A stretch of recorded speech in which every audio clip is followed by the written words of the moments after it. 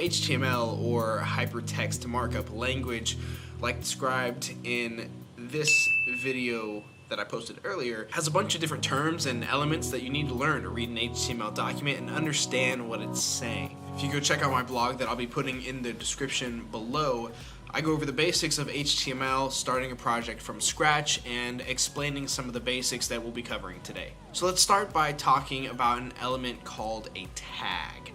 A tag is a code used to identify different parts of an HTML document so that the web browser will know how to display the information written. For example, paragraphs inside an HTML document are marked with a P tag to identify them as paragraphs. And tags are always contained within a set of angle brackets that look like that right there.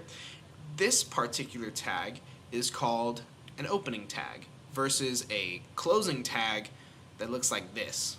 And you have to always close out a tag after you open it, unless it's a self-closing tag, but we'll go over that later. So there are two basic types of tags that are written within HTML, and those are semantic tags and structural tags. Semantic tags give meaning to the content, and structural tags give organization and structure, hence the name. HTML tags are either block elements or inline elements. It's another two vocabulary words, block and inline. Block level elements always have what is called a line break after the closing tag. Even though you don't write the line break in, it's going to have it automatically in there. And while inline elements do not contain the line break, so you have to manually type that in. So instead of your document looking like this, it is going to look like this. So block level elements can also contain other tags like an unordered list, which can contain list items. It looks like that right there. So now on to what we call an attribute. An attribute is a property or characteristic of a tag. It provides the browser with extra information about the tag so it can be displayed correctly. For example, let's look at an anchor tag. And anchor tags hyperlink content to your HTML document.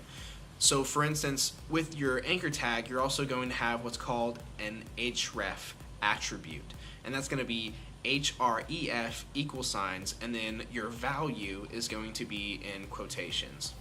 And that's going to look something like this.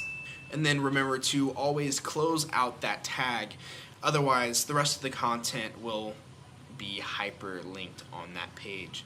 So for the most part, when you're writing HTML, you'll be using an opening and closing tag after writing the content of the element. But sometimes you have what is called a self-closing tag, like I mentioned earlier. And one of the examples of a self-closing tag would be an image tag, which is img. And that tag is only going to be the tag, the attribute, the value, and then it automatically closes itself. So if you check out the blog that'll be associated with this video, I'll be going more in depth on different types of attributes and tags that you can use within HTML, and I'll also be posting a list of common tags and attributes on the blog that you can use to help you out and see more in depth on what they do and what they mean and why we use them. Be sure to check it out and use it whenever you want to help you do whatever you need to do with them. And remember, learn more, create more, do more.